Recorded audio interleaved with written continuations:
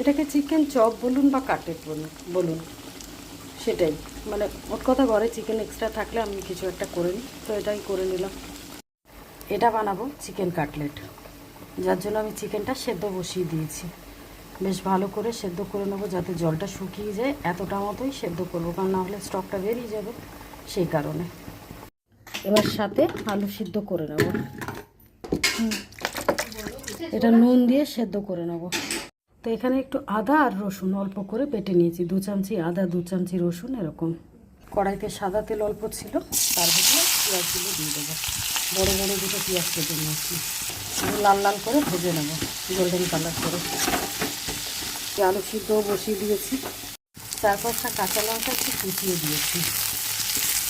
এবার দেবো আদা রসুনের পেস্ট, এবার দেবো একটু লঙ্কার গুঁড়ো, একটু হলুদ, একটু জিরে গুঁড়ো। এবার এটাকে খুব ভালো করে কষিয়ে নেব।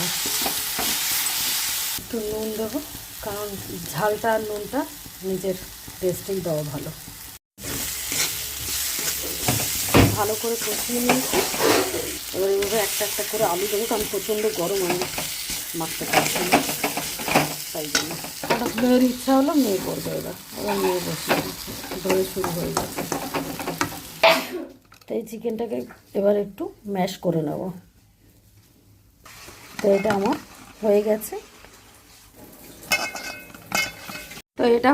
এবার আমি চিকেনগুলো দিয়ে দেবো। তো আমার এবার হয়ে গেছে। এবার গ্যাসটাও আমি অফ করে দিয়েছি, এটাকে মিলিয়ে দেবো।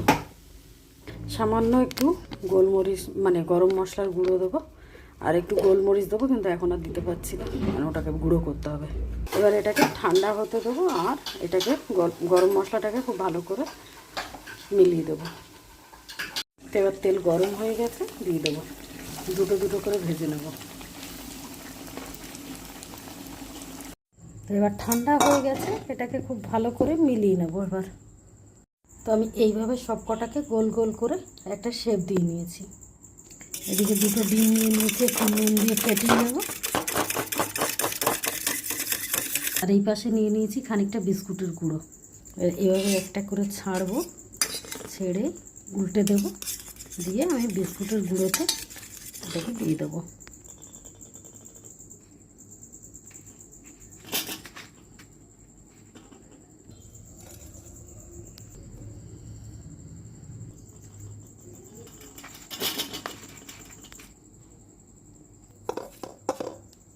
তো আমি এতগুলো করে নিয়েছি, আর বাদ বাকি দুটো করে নেব। এই আর দুটো আছে। তো এই একইভাবে করে নিয়েছি সব, আমার সব কটা হয়ে গেছে। এবার ভাজবো।